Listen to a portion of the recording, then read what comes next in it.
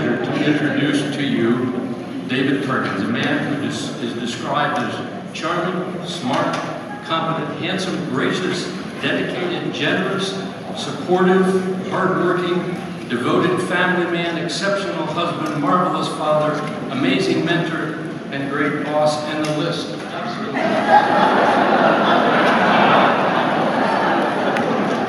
What can I say?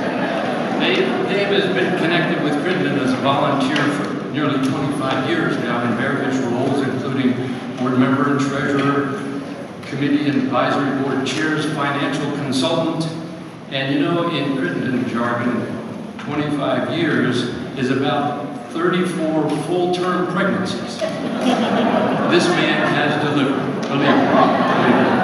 But in addition to the Crittendon work, he's also served as a community volunteer in a variety of other civic, professional, and church-related activities. Very brief bio. Our Mr. Perkins was born at a very early age in Norwalk, Connecticut. Attended Lafayette College in Pennsylvania, Albany Law School, and has lived happily ever after in Charlotte, North Carolina. During those formative years, he accumulated an impressive string of letters behind his name, including BA, JD, CFP, CPA, BGE, ARNG, OHD, and again, the list.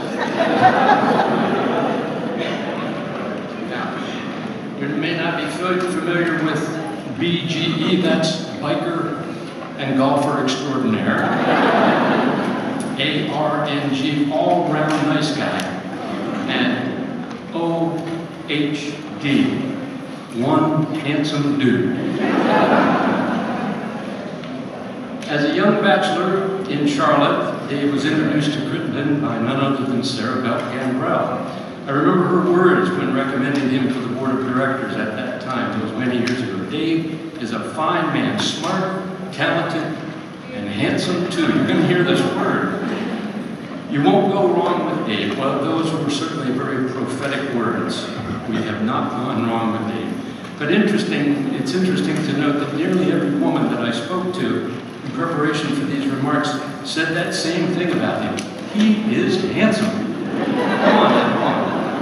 Now, obviously, he had some good help from a good gene pool, but those handsomeness attributes are due in part to his own physical fitness regime. Several times a week, he's up at 4:30 in the morning, out biking on the streets of Charlotte for a couple of hours before heading to work. He's one of the few people in the city with body fat percentage in negative numbers. Now, despite all of this attention to personal health through diet and exercise, he rarely arrives at work or anywhere for that matter without a couple of Starbucks in his hand. Now, it is said that the only reason he would ever be late for a meeting would be attributed to one of those very, very long lines in 4 months. So, family, work, and giving back to the community, those have been the three major focuses of his life, all of which he works at tirelessly. And it's beautiful to see how he managed to blend them all together. For example, being a great dad to his daughters Emily and Perry took the form not only of attending and cheering at their sporting activities, but also volunteering to coach softball and soccer teams as well. There were occasions when the kids participated in functions at Crittendon and other community organizations, teaching and leading by example. As a family man, Dave was involved with many of the activities of the girls and their friends. Being the generous guy that he is, he often ended up picking up the tab for movies and lunches, trips out to the mall, so all could be involved. No one was left out. As a result, the common saying around the neighborhood was, charge it to Davey. So some of you friends at work and other associates might want to keep that in mind during your next outing with Dave. He is a master of finding a balance between work, which he does an awful lot, and family as well. There are those that say he is a hard worker to a fault, but again, he has this well-honed ability to balance things in life. When his wife Robin was about to deliver their second child, the doctor said it would take a while because they were inducing labor. Dave dropped her off at the hospital, went to work for a few hours, and came back. Now, fortunately, he did make it back in time for delivery, or we would likely be celebrating this event without Robin being present. In the workplace, Dave has a wide variety of professional skills and expertise that have advanced his very successful career, but Dave comes in as a user-friendly guy. He's described as the boss everyone wishes they could have. He is the man who has contributed much to our organization and many other community organizations in this city. So please join me in welcoming David Perkins.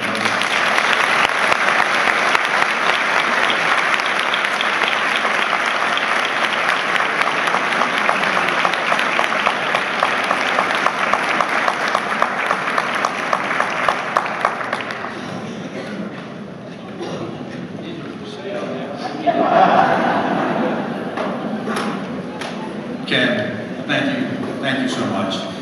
And I'm truly honored and humbled to be up here as the recipient this year of the Lucille Giles Award. And I've got a history here with Florence Crittendon. So a little bit of this today is history about Florence Crittendon.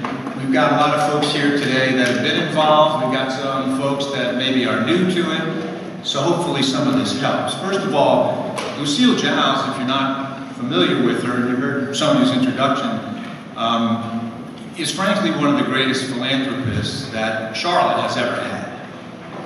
From her estate in the 1990s, she left to the Foundation of the Carolinas what was at that time the largest single gift they had ever received. And I think that might be true to this day. It still remains the largest single gift. So we're talking about somebody who benefited many, many organizations around here. Fortunately, Florence Crittendon was one of those. And her causes in particular were around early child care and early child education, and hence her connection with the mission of Florence Crittendon. You know, when you're a CPA and you get put on a board like this, you become the finance guy.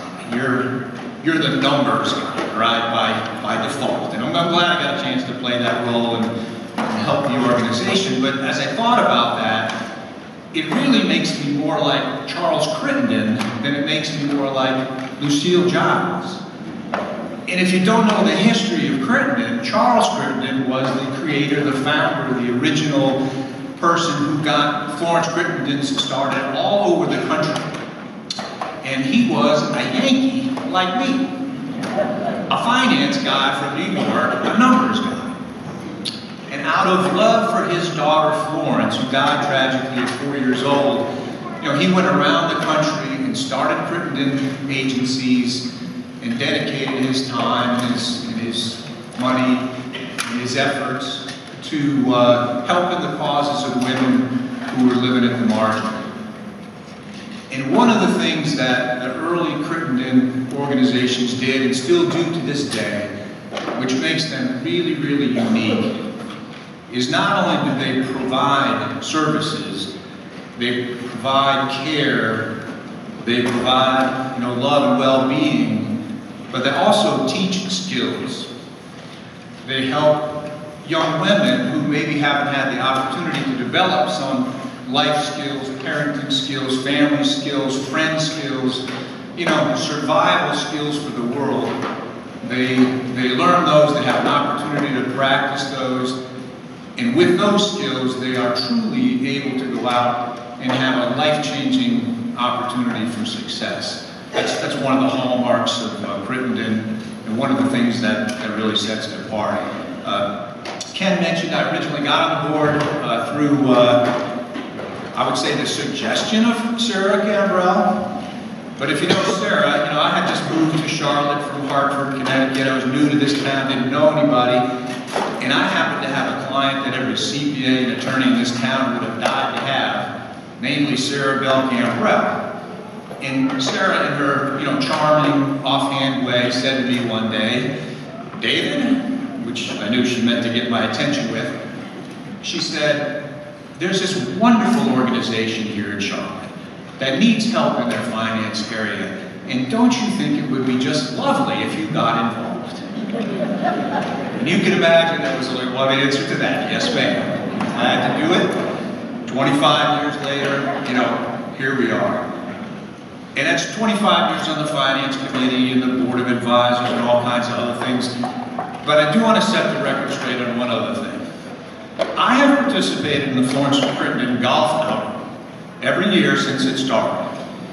And I have never yet won a prize, never won a raffle. So I'm just putting that out there to the folks organizing. This is apparently my year to get awards. And, I'm just saying. Seriously though, in closing, what kept me involved in Crittendon all of these years really was being the father of 2 daughters. And I always wanted my daughters to kind of get it. I wanted them to understand what Florence Crittendon was about. I wanted them to understand why it was important to me. And I wanted them to, walk a little bit in the shoes of some of the young ladies that were here and to kind of see that in life. And, most of all, I wanted them to appreciate how if you got involved and you committed your time and your resources to a great organization like Florence Crittendon, that you really could make a difference. So thank you so much for the opportunity to win and cherish this award this year. And I guess my challenge to all of you is to get involved and stay involved. We can certainly use your help here at Crittendon, but if it isn't here, then somewhere else, because as Marilyn said, working together, we really can make a difference. Thank you so much.